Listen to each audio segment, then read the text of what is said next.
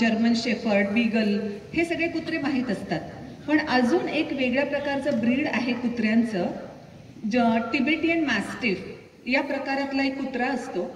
हा कुत्रा जेव्हा फुल्ली ग्रोन होतो, म्हणजे मोठा झालेला प्रौढ झालेला कुत्रा, साधारणतः त्याची हाईट एवढी येते आणि त्याचा एकंदरीत लुक असा असतो की सिंहाच्या अंगावर जशी आयाळ असते ना, तशी आयाळ याच्या अंगावर असल्यासारखी तसे केस याला असतात. त्याच्यामुळे त्याला सिंहासारखा दिसणारा कुत्रा असंही म्हटलं जातं. याच तिबेटियन मॅस्टिफला कुत्र्यांचा राजा असंही म्हटलं जातं आणि एका प्रौढ कुत्र्याचं वजन जवळपास 68 ते 70 किलो इतकं असतं. म्हणजे तो एवढा मोठा तो कुत्रा असतो. एका फॅमिलीमध्ये हा असाच तिबेटियन मॅस्टिफ जेव्हा अवघ्या काही दिवसांचा होता, छोटंसं पिल्लू होतं, तेव्हा घरात आणलेलं होतं. आणि अर्थातच प्रत्येक कुत्र्याबद्दल आपल्याला माहीत आहे की ते ज्या फॅमिलीमध्ये आहे त्या फॅमिलीला खूप प्रोटेक्ट करत असतं. त्यांच्या संरक्षणाची जबाबदारी जणू काही ह्या कुत्र्यावरच असते आणि सगळं तो खूप छान त्या परिवारामध्ये सुद्धा एकदम छान समरस झालेला असतो. जरी छोटंसं पिल्लू आणलेलं होतं तरी आता हा तिबेटियन मॅस्टिफ मोठा कुत्रा झालेला होता. त्या परिवारामध्ये खूप छान पद्धतीनं मिसळलेला होता आणि फार चांगल्या रीतीनं ते लोक सुद्धा त्याला जीव लावायचे, हा सुद्धा सर्वांवर प्रेम करायचा. पण एकदा असं झालं, या कुटुंबातला गृहस्थ जो होता त्याला सकाळी, आपल्याला माहित असतं की सकाळी आपल्याला सगळ्यांनाच कुठे ना कुठे कामावर जाण्याची घाई असते. सो हा गृहस्थ सुद्धा त्यालाही कामावर जायचं होतं, म्हणून तो सकाळी उठल्यानंतर पटापट त्याच्या आवरण्याची सगळी सुरुवात त्यानं केली होती. पण आज या कुत्र्याचं काय बिघडलं होतं काही कळतच नव्हतं. एरवी खूप शहाण्यासारखा तो कुत्रा वागायचा, पण आज मात्र अजिबात शहाण्यासारखा वागत नव्हता. हा गृहस्थ काहीही करायला गेला की तो मध्ये मध्ये मध्ये मध्ये मध्ये मध्ये जायचा. आणि त्याचं वजन किती सांगितलं मी, 68 ते 70 किलो. त्याच्यामुळे असं नुसतं सरकवलं आणि तो सरकला असं होत नाही. त्याला प्रेमानं समजावून सांगितलं, घरातल्या सगळ्या सदस्यांनी त्याला छान पद्धतीनं पेट केला की तिथे बस, सीट वगैरे वगैरे काय काय त्याला नेहमीसारख्या सूचना द्यायला सुरुवात केली. पण आज हा कुत्रा ऐकण्याच्या मनस्थितीत अजिबात नव्हता. शेवटी घरातल्या सदस्यांनी त्याच्यावर थोडंसं ओरडलंही, रागवलंही, पण तरीही तो कुत्रा त्या गृहस्थाच्या मध्ये मध्ये जाण्याचं सोडतच नव्हता. शेवटी पर्याय नाही म्हणून या गृहस्थानं त्याला जबरदस्तीनं खेचत पिंजऱ्यामध्ये टाकलं आणि बाहेरून पिंजऱ्याची कडी लावून घेतली. आता हा कुत्रा जोर जोराने भुंकायला लागला, पण तरी सगळ्यांना असं वाटलं की बरं झालं, ऍटलिस्ट तो मध्ये मध्ये तरी येत नाहीये, छान व्यवस्थितरित्या आवरता तरी येईल. म्हणून तो गृहस्थ बाकीचे सगळे कुटुंबीय त्यांच्या आवरण्याची सुरुवात करू लागले. आणि त्यांची चर्चा तीच होती, आज या कुत्र्याचं काय बिघडलंय काही कळेना, आज तो शहाण्यासारखा अजिबात वागत नाही, असं कधीच वागला नाही, असं आज का वागतोय तो. पण आता काही चर्चा करून उपयोगही नव्हती. चर्चेसोबत त्यांचं आवरणही चालू होतं. या गृहस्थाचं सगळं आवरण झालं, त्यानं आपली जी काय ऑफिसची बॅग असते ती ऑफिसची बॅग पण सोबत घेतली आणि दरवाजाच्या बाहेर पडला. तेव्हाही हा कुत्रा जोर जोरात भुंकू लागला. दरवाजाच्या बाहेर पडल्यानंतर लिफ्ट समोर तो उभा राहिला. जस्ट तो विचारामध्ये होता की आता ही लिफ्ट वर येईल, उघडल्या गेल्यानंतर मी आतमध्ये जाईन, मग खाली जाईन आणि माझ्या ऑफिसच्या गाडीनं मी ऑफिसला निघून जाईन. आणि तेवढ्यात त्याला काही कळण्याच्या आत एवढ्या जोरात आवाज झाला. आवाज नेमका कशाचा होतोय, नेमकं काय घडतंय त्याला लवकर समजण्याच्या आत असं झालं की हा तिबेटियन मॅस्टिफ ज्याला पिंजऱ्यामध्ये डांबलेलं होतं, ठेवलेलं होतं, त्यानं सगळी ताकद लावून पिंजऱ्याचा दरवाजा तोडून तो बाहेर आला आणि काही कळण्याच्या आत त्यानं वरून उडी घेतली आणि डायरेक्ट तो खाली जमिनीवर आदळला. मग हा थोडासा भानावर आला की ओ काय झालं, हे असं काहीतरी झालं. त्याच्या लक्षात थोडंसं सावरल्यानंतर आलं आणि मग त्यानं वाकून बघितलं तर एकदम खाली रक्ताच्या थारोळ्यामध्ये हा तिबेटियन मॅस्टिफ पडलेला होता. आता कशाचं ऑफिस आणि कशाचं काय, बॅग दिली फेकून, ताबडतोब धावत खाली गेला. त्याची अवस्था पाहिल्यानंतर जाणवत होतं की हा तिथल्या तिथेच गतप्राण झालेला असेल. पण म्हणतात आशा वेडी असते, दवाखान्यात नेऊ आपण, कदाचित वाचेल हा. म्हणून त्या कुत्र्याला दवाखान्यात नेण्यात आलं आणि डॉक्टरांनी असं सांगितलं, ज्या क्षणी तो पडला होता त्या क्षणीच तो गेलेला होता.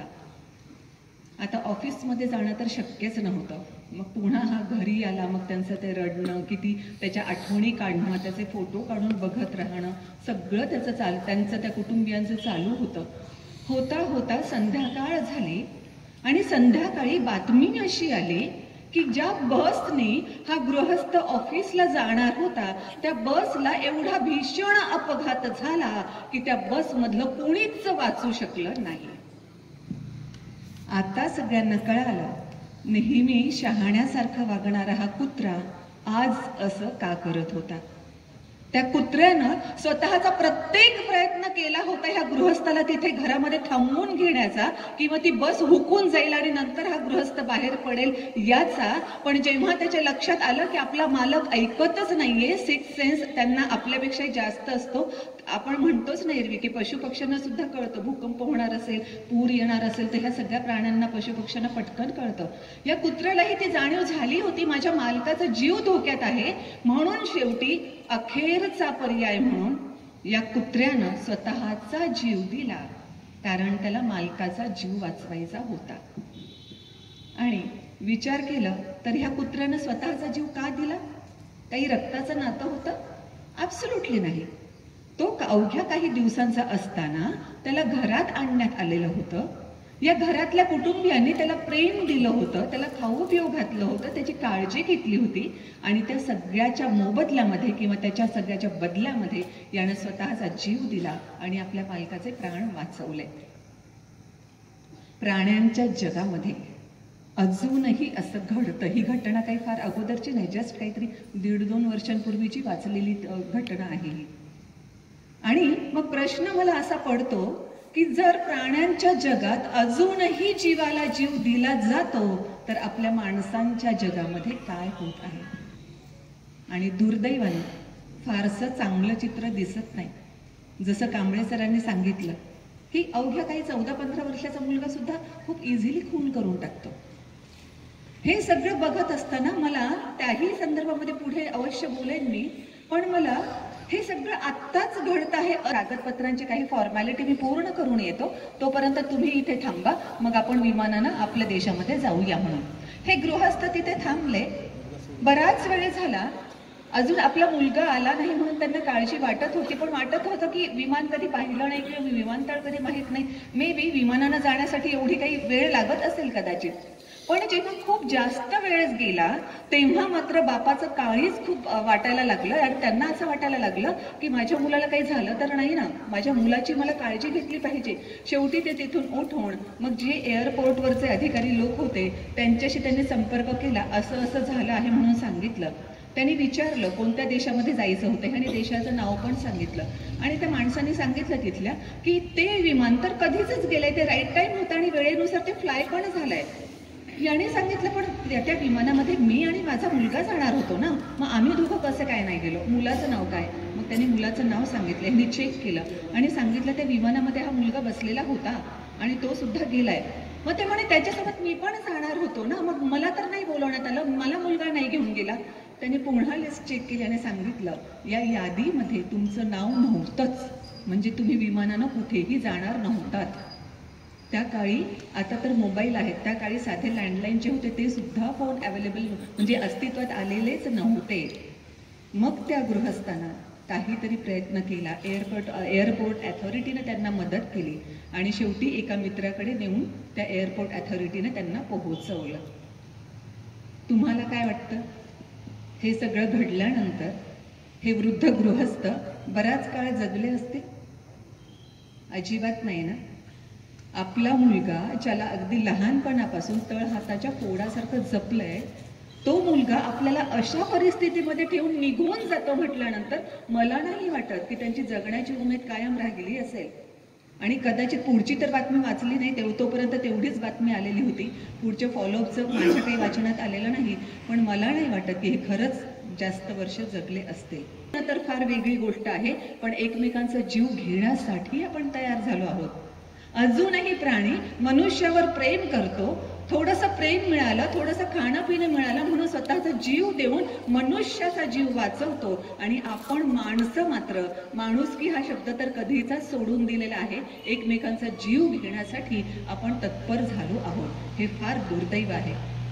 मी जेव्हा विचार करते की हे सगळं असं का घडतं आहे, जेणेकरून आपण म्हणतो ना की जर आपल्याला रोग कळाला, नेमकं काय डायग्नोसिस जर झालं की आजार कोणता आहे तर त्याच्यावर उपचार करता येतात. म्हणून नेमक्या ह्या काही घटना अशा काय घडत आहेत या पर्टिक्युलरली काही वर्षांमध्ये, ज्याचा परिणाम म्हणून प्रत्येक नातं इतकं रक्तरंजित झालेलं आहे, तेव्हा मला प्रामुख्यानं काही कारणं दिसतात. आणि सगळ्यात महत्त्वाचं कारण मला असं वाटतं की जॉईंट फॅमिलीज नष्ट झालेल्या आहेत, ऑलमोस्ट संपलेल्या आहेत. हे अतिशय महत्त्वाचं कारण आहे. कारण जसं कांबळे सर म्हणाले की ते समाजशास्त्र शिकवतात, मी समाजशास्त्राची विद्यार्थिनी आहे आणि जे काही वाचलं त्याच्यानुसार हे होतं की समाज जेव्हा संयुक्त कुटुंब होतं आपल्या समाजामध्ये, तेव्हा इतक्या छान पद्धतीनं मुलांवर संस्कार व्हायचे, सगळं काही अनौपचारिक शिक्षण मुलांना घरामध्ये मिळायचं, ते प्रेम कायम राहायचं आणि घरातले हे वृद्ध लोक जे असतात त्यांच्या गाठीशी एवढा मोठा अनुभव असतो की घरातल्या सदस्याच्या चेहऱ्यावरची रेष जरी बदलली तरी त्यांना जाणवतं की इथे काहीतरी प्रॉब्लेम झालेला आहे आणि ताबडतोब त्याला बोलतं करून प्रॉब्लेम काय आहे ते समजावून घेऊन त्याच्यावर तोडगा काढणं, हे सगळं सगळं सगळं जॉईंट फॅमिलीमध्ये फार व्यवस्थितरित्या होत होतं. पण दुर्दैवानं आता मात्र जॉईंट फॅमिली राहिलेली नाही. बरं, त्याच्याही पुढे जाऊन म्हणजे पुण्या मुंबईकडचा पण जेव्हा मी विचार करते तेव्हा माझ्या हे पण लक्षात येतं दुर्दैवानं की आता जॉईंट फॅमिली तर नाहीच, पण हम दो हमारे दो हे 4 जण तर एकत्र राहतील का? दुर्दैवानं 4ही जणांचे तोंड 4 दिशेनं असतात. बरं ठीक आहे, काही याच्यामध्ये तर मुलं होऊच द्यायचे नाही हे पण ठरलेलं असतं, कारण आम्हाला करिअर जास्त महत्वाचं असतं, मुलांमध्ये अडकायचं नसतं, जे काही कारण असतील. बरं, मग हम दो हमारे दो तुम्ही 4 जण एकत्र राहते, तुम्ही 2 तरी एकत्र राहता का? दुर्दैवानं हे 2 सुद्धा व्यवस्थितरित्या एकत्र राहतातच असंही काही घरांमध्ये दिसत नाही. आणि मग पुन्हा वाटतं की ही उतरती कळा सगळ्या नात्यांना का लागते. त्याच्यासोबतच आणखी एक बाब महत्वाची अशी दिसते की मुलांवर संस्कार, ज्या कुटुंबांमध्ये मुलं आहेत, भले ही जॉईंट फॅमिली नाही पण ऍटलिस्ट हे हम दो हमारे दो आहे, तर त्या मुलांवर संस्कार करण्यासाठी आई वडिलांना वेळ तरी आहे का? अजिबातच नाही. म्हणजे जसं कांबळे सरांनीच इंट्रोडक्शन मध्ये सांगितलं, माझी पोस्टिंग सध्या पुण्याला आहे. तिथलं मी बघते की 7 किलोमीटरचं अंतर मला पार करायचं असतं, ओन्ली 7 किलोमीटर. 7 किलोमीटरचं अंतर पार करण्यासाठी तब्बल पाऊण किंवा 1 तास लागतो. ट्रॅव्हलिंग टाइम मोठ्या शहरांमध्ये एवढा जास्त जातो की office hours plus travelling time, त्याच्यानंतर व्यक्तिवाद सुद्धा आता एवढा जास्त झालेला आहे की मला माझी पर्सनल स्पेस हवी असते असं प्रत्येकाला वाटत असतं. म्हणून त्यांनी त्यांची पर्सनल स्पेस जपणं, या सगळ्यामध्ये मुलांवर संस्कार करणं हा भाग कुठेतरी मिसिंग होऊन जातो. आणि मग अर्थातच मुलांच्या हाती असे काही गॅजेट्स पडतात ज्याचा परिणाम म्हणून नात्यांमध्ये आत्मीयता, आपुलकी ही तर राहतच नाही, पण उलट आणखी काही प्रॉब्लेम्स क्रिएट व्हायला लागतात. आणखी एक महत्वाचा मुद्दा माझ्याप्रमाणे तुम्ही सुद्धा ऑब्झर्व केलेला असेल की नातं हा आपला खूप म्हणजे प्रायोरिटी लिस्टवर खूप शेवटचा आहे. आपली टॉप प्रायोरिटी काय झालेली आहे? पैसा. म्हणजे इतकी रॅट रेस सारखी आहे की स्पर्धेमध्ये पैसा कमवायचा आहे म्हणून दोघंही सर्व्हिस करणार, दोघंही भरपूर पैसा कमवणार, पण त्याचा विनियोग काय करायचा आहे किंवा नात्यांमध्ये व्यवस्थितरित्या आत्मीयता आहे का हे थांबवून बघण्याची किंवा खरंच अंतर्मुख होऊन विचार करण्याची कुणाला आवश्यकता सुद्धा वाटत नाही. ही खरंच दुर्दैवाची गोष्ट आहे. बरं, जो हा पैसा कमवला जातो त्याचं काय होतं? जस्ट एक उदाहरण सांगते. माझा एक कॉलेजमेट होता आणि तो पुण्याला त्याच्या मावस भावाकडे गेला. तिथे जे काही त्यानं बघितलं ते सांगितलं, तेच मी तुमच्याशी शेअर करणार आहे. पुणे म्हटल्यानंतर IT सेक्टरमध्येच मॅक्सिमम जण तिथे कपल्स काम करतात आणि त्यानं सांगितलं की ह्या माझ्या मावस भावाच्या घरी मी जवळपास एक 4-5 दिवस होतो आणि त्या दिवसात काय ऑब्झर्व केलं ते त्यानं सांगितलं. हे नवरा बायको दोघंही IT मध्ये काम करणारे, मोठा बंगला आहे, खूप मोठा TV आहे, सुंदर झोपाळा आहे, जसं अगदी एखाद्या चित्रपटामध्ये खूप सुंदर घर असतं ना तसं ह्यांचं स्वतःचं अतिशय सुंदर घर आहे. त्यांचा दिवस कसा चालू होतो? सकाळी अलार्म वाजला की पटापट 2 जण उठतात आणि जशी काही म्हणजे पायाला भिंगरी लावली त्या पद्धतीने 1-1.5 तास पटापट पटापट दोघंही आवरत असतात. नाश्ता त्यांच्या घरामध्ये एक कपल गावाकडून आणलेलं आहे. हे जोडपं जे आहे ते जोडपं त्यांची सगळी नाश्त्याची तयारी करणं, ती त्यातली महिला जी आहे ती मग झाडझूड करणं, मग तो पुरुष जो आहे तो गाडी पुसणं वगैरे वगैरे असं ते जोडपं त्यांच्यासाठी काम करतं. मग त्या जोडप्यातली ती महिला नाश्त्यासाठी काहीतरी आणून टेबलवर ठेवते, ह्यांचं सतत लक्ष घड्याळाकडे असतं आणि मग ते कधी वेळ मिळाला तर एका जागी बसून थोडंसं खातात, वेळ नाही मिळाला तर ते सँडविच वगैरे असा काही पदार्थ बनवलेला असतो की जो पटकन कॅरी करून जाता जाता खाता येतो. सो अक्षरशः तोंडात कोंबत हे दोघंही एखादं दोन वाक्य बोलतात आणि मग आपापल्या गाड्यांनी ते दोघंही निघून जातात. जेव्हा रात्री येतात तेव्हा उशीर झालेला असतो, 8:30-9 वाजलेले असतात रात्रीचे. दोघंही आपापल्या ऑफिसमध्ये काम करून फुल एक्झॉस्ट झालेले असतात. दोघांचीही बोलण्याची मनस्थिती सुद्धा नसते. ते आल्यानंतर पुन्हा ह्या जोडप्यातली ती महिला झालेला स्वयंपाक त्यांना वाढून देते. ते पटापट जेवतात. जेवताना काहीतरी 2-4 शब्द बोलतात, अदरवाईज त्यांचा फोन चालू असतो किंवा कोणाचं तरी लॅपटॉपवर काम चालू असतं. आणि हे सगळं करताना मग पुन्हा त्यांची झोपण्याची वेळ होते, कारण उद्या सकाळी खूप लवकर उठायचं असतं आणि हे दोघंही बेडरूममध्ये निघून जातात. आता खरी गोष्ट इथे आहे. ह्या माझ्या मित्रानं असं सांगितलं की मी ऑब्झर्व केलं, इतके दिवस जेव्हा मी त्यांच्या 4-5 दिवस घरी होतो तेव्हा त्या जोडप्याचा सुद्धा दिनक्रम मी ऑब्झर्व केला, जे गावाकडून कामासाठी इथे आणलेलं आहे. हे जोडपं काय करतं, आता ह्यांची घाई माहीत आहे त्याच्यामुळे पटकन जोडपं उठतं, त्याच्यानंतर झाडझूड करणं किंवा तिनं नाश्ता बनवणं वगैरे वगैरे सगळं काही होतं. हे दोघंही वचा नाश्ता करून जेव्हा निघून जातात तेव्हा ती महिला मस्तपैकी सागर संगीत नाश्ता बनवते. दोघं जण मस्त गप्पा करत झोपाळ्यावर बसतात. सुंदर मोठा जो केवढा मोठा इंची टीव्ही आहे त्या टीव्हीवर काहीतरी छान त्यांच्या आवडीचं लावतात आणि मस्त ते पाहता पाहता त्यांचा नाश्ता होतो. मग घरातली पुन्हा काही कामं दोघं मिळून करतात.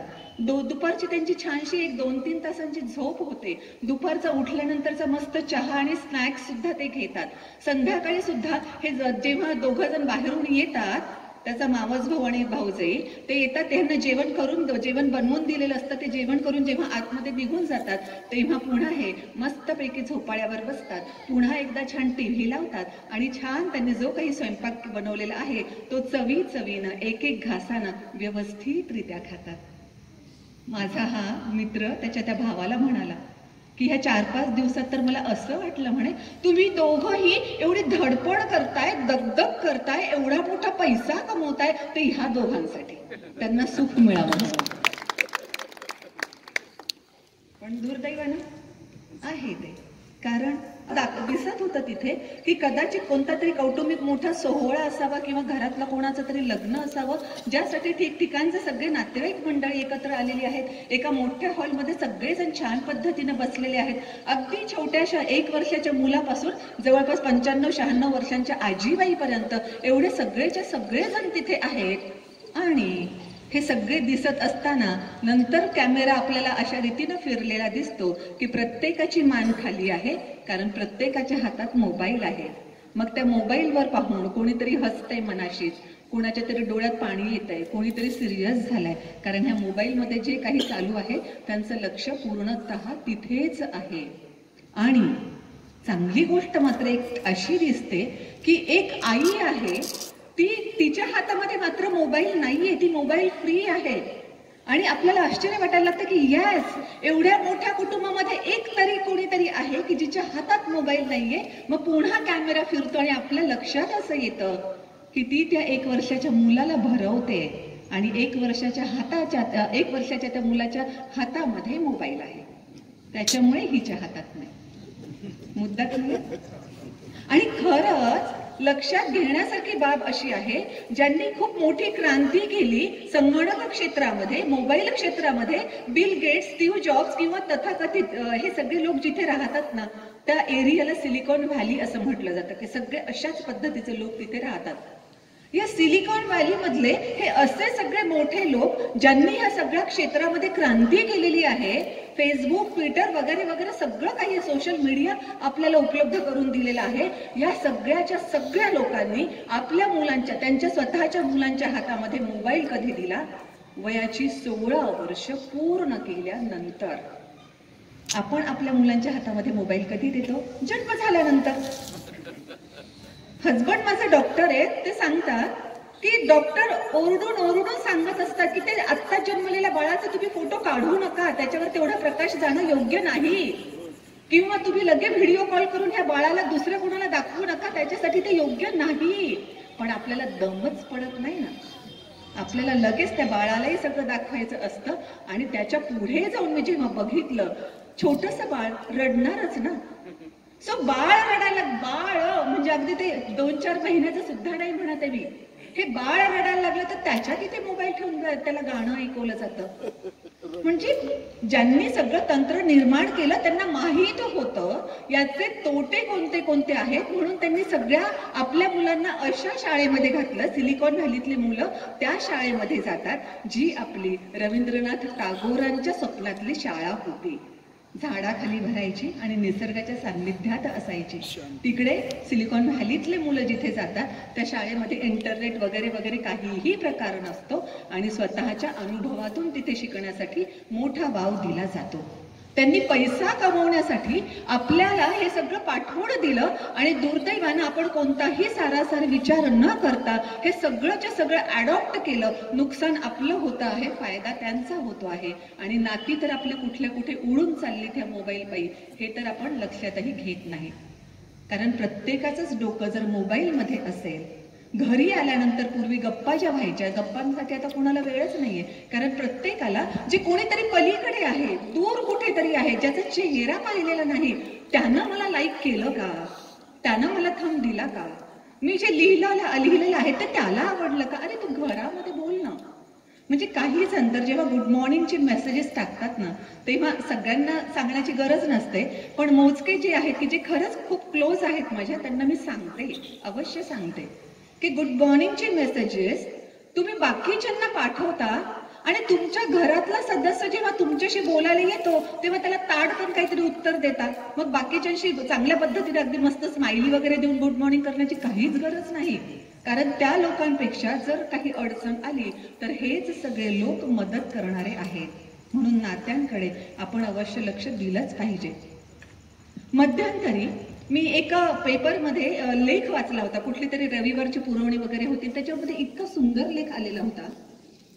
वृद्ध जोडप्यांचं एका ट्रॅव्हल एजन्सीनं सगळ्या वृद्ध जोडप्यांना हे केलं, एंगेज केलं आणि त्यांना फॉरेन टूर घडवण्याचं ठरवलं. आणि मग जवळपास एक 20-30 जोडपे त्यामध्ये आले आणि जवळपास प्रत्येकाच्या मॅरिड लाईफला 50 किमान वर्ष झालेले. आणि ह्या जोडपं मस्तपैकी त्या फॉरेनमध्ये एका ठिकाणी गेलं, वेगवेगळ्या ठिकाणी जाता जाता आणखी एका फॉरेनमधल्या एका ठिकाणी गेलं. तिथे त्यांचा 3 दिवसांचा मुक्काम होता. 3 दिवस ते सगळेच जोडपे तिथे मुक्काम करत सगळं पाहत होते, तिथलं जे काही प्रेक्षणीय स्थळं असते. आणि हे दाखवणारी जी आहे ती एक महिला गाईड होती. 3 दिवस पूर्णपणे ती त्यांच्या सोबत होती. आणि जेव्हा 3 दिवस संपले, ह्यांना आता पुढच्या टूरसाठी पुढे जायचं आहे, मग जेव्हा टाटा बाय बाय करण्याची वेळ आली तेव्हा ही महिला गाईड फॉरेन मधली जी होती ती अक्षरशः ढसढसा रडायला लागली. कारण ती म्हणे की मी तुम्हा सगळ्यांना 3 दिवसांपासून खूप खूप बारकाईनं ऑब्झर्व करते आणि मला असं जाणवतं की तुमच्या लग्नाला एवढे 50 पेक्षाही जास्त वर्ष झालेले असतानाही तुम्ही अजूनही एकमेकांशी किती प्रेमानं वागता, अजूनही एकमेकांची किती काळजी घेता. आणि आमच्याकडे मात्र एखाद्या छोट्या मुलाची ओळख करून द्यायची, माझ्या 3ऱ्या नवऱ्याच्या 2ऱ्या बायकोचा हा पहिला मुलगा, असं काहीतरी सांगावं लागतं. कारण लग्न टिकतच नाहीत. आणि मग हे सगळं ऐकल्यानंतर, हे सगळं वाचल्यानंतर मला तर खूप छान वाटलं की यस, ही आमची संस्कृती आहे जी फार इतक्या व्यवस्थित रीतीनं आम्ही सगळे एकत्र राहतो, हसतं खेळतं आमचं कुटुंब असतं आणि म्हणूनच वसुधैव कुटुंबकम म्हणण्याचं धारिष्ट्य आमच्यामध्ये असतं. हे सगळं छान वाटत असतानाच पुन्हा एक विचार कुठेतरी असाही डोक्यात येतो, जे मी म्हणते की मोठमोठ्या शहरांमध्ये जे घडत आहे, म्हणजे डिव्होर्ससाठी काही जजेसशी पण बोलणं होतं, वकील किंवा काही पोलीस अधिकाऱ्यांशी पण बोलणं होतं. तेव्हा असं लक्षात येतं की डिव्होर्ससाठी हे कारण असावं.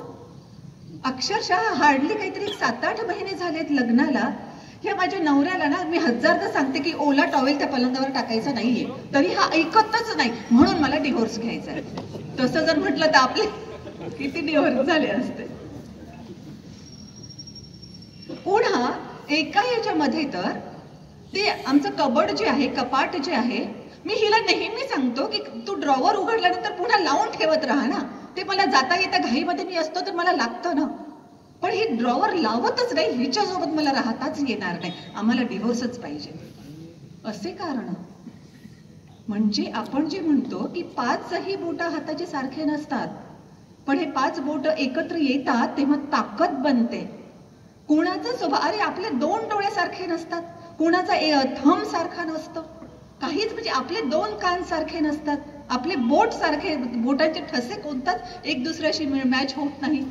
स्वतःच्या शरीरातला एकही अवयव दुसऱ्याशी मॅच होत नाही आणि आपली अपेक्षा अशी असते की जो आपला जोडीदार किंवा आपल्या कुटुंबातला जो कोणी सदस्य असेल तो पूर्णतः माझ्या विचारांशी मॅच व्हावा आणि मी त्याच्या विचाराशी मॅच व्हायचंय का? नाही नाही, मी तर माझ्यासारखं राहायचंय.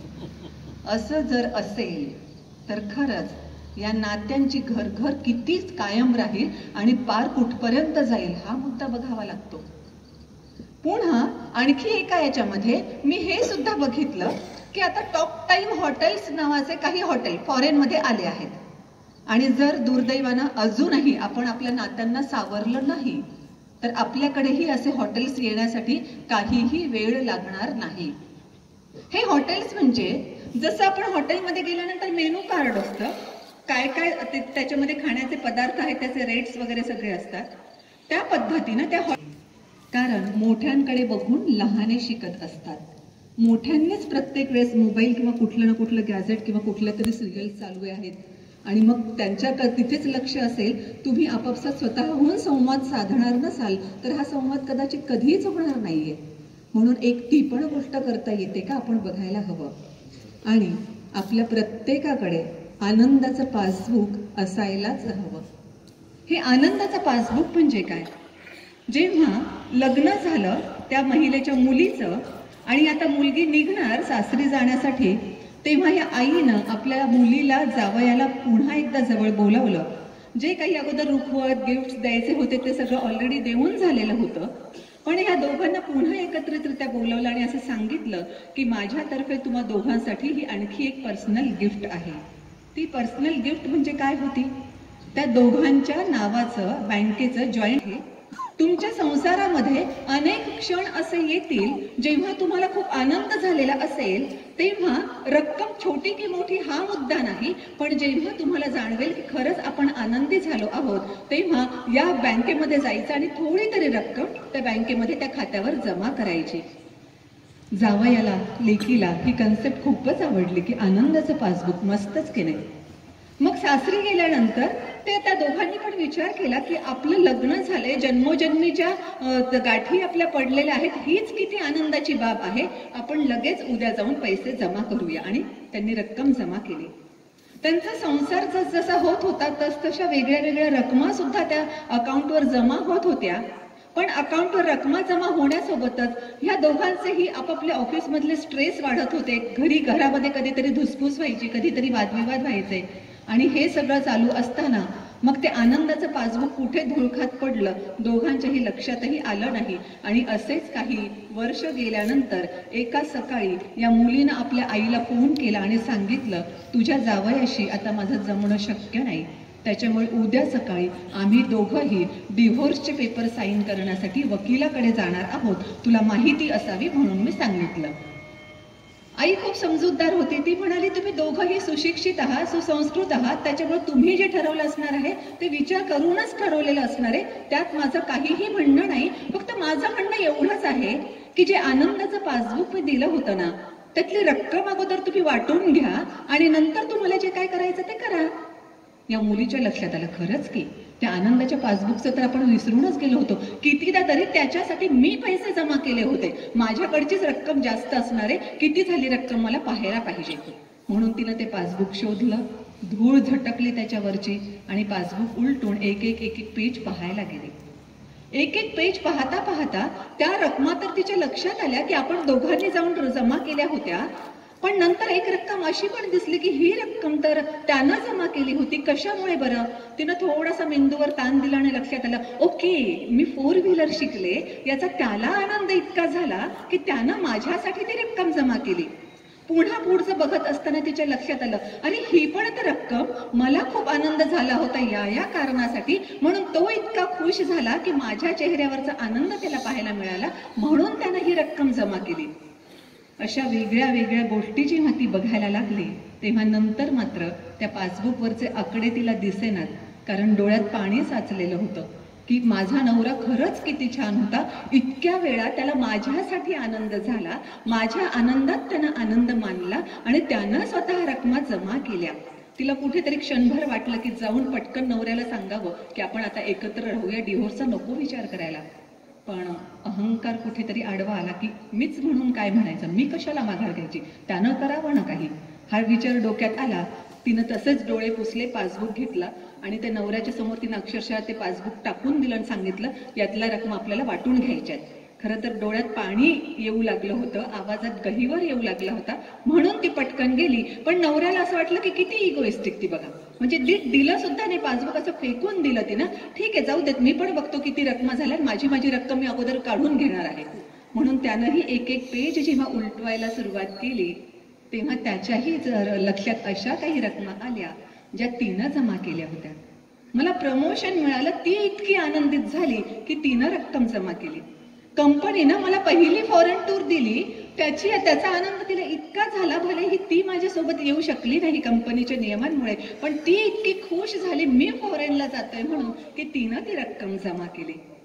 ह्या सगळ्या वेगवेगळ्या रकमा पाहता पाहता त्याच्याही डोळ्यात पाणी यायला लागलं. पण दुसऱ्या दिवशी ठरल्याप्रमाणे मुलीनं पुन्हा आपल्या आईला फोन केला आणि सांगितलं, आई आम्ही दोघंही निघालो आहोत, पण डिव्होर्स पेपरवर साईन करण्यासाठी वकिलाकडे नाही, तर तुझ्या त्या आनंदाच्या पासबुकमध्ये रक्कम जमा करण्यासाठी, कारण आम्ही आता पुन्हा दोघं एकत्र आलो आहोत. की जेव्हा आपल्याला कधीतरी खूप राग येईल आणि हे नातं मला नकोय, या नात्यापासून मला पूर्णतः सुटका मिळवायची आहे, असं जेव्हा आपल्याला वाटेल तेव्हा त्याच वस्तू कदाचित आपल्याला जाणीव करून देतील की इतकी वर्ष हे नातं प्राणपणानं आणि इतक्या प्रेमानं आपण का जपलं होतं. आणि मग खरंच असा वाईट काहीतरी विचार करण्यापेक्षा, नातं तोडून देण्यापेक्षा आपण एक पाऊल पुढे उचलू नातं अजून चांगल्या रीतीनं मजबूत करण्यासाठी. म्हणून हे आनंदाचं पासबुक असलंच पाहिजे. नातं कुठलंही असो, फक्त पती पत्नीचंच नाही, अगदी मित्रांचं का असेना, पण हे ठेवलं पाहिजे. इतकंच कशाला, आणखी भरपूर सारे उपाय करतात. इथे आमचे तलाठी जे आहेत राजपाल, ते पण इथे आहेत, त्यांना माहीत असणार आहे. मी ट्रेनिंग सेंटरमध्ये सुद्धा ते सांगते की तुम्हाला जर अशा ठिकाणचं सम्राट केलं की जिथे कोणीच पशु पक्षी प्राणी मुंगी अळी कोणी नाही, माणसं तर सोडून द्या, तर तिथलं सम्राटपद उपभोगायला आपण जाणार आहोत का? कोणीच नाही जाणार, कारण नाही ते सम्राटपदाला अर्थ जर तिथे कोणीच नाहीये. याचा अर्थ मग पुन्हा त्याचीच खात्री आपल्याला पटते की हे सगळेजण आहेत म्हणून आपल्या अस्तित्वाला अर्थ आहे. आणि जर तसं आहे तर पुन्हा एकदा आपण एकमेकांची काळजी घेणं, एकमेकांना जीव लावणं. तिबेटियन मॅस्टिफनं मालकासाठी जीव दिला, कशाच्या मोबदल्यात? त्यांनी प्रेम दिलं, त्यांनी आपल्याला खाऊ पिऊ घातलं या मोबदल्यामध्ये. इथे तर रक्ताची जी नाती असतात ती सुद्धा जेव्हा दुरावलेली दिसतात तेव्हा या सगळ्या गोष्टी लक्षात ठेवून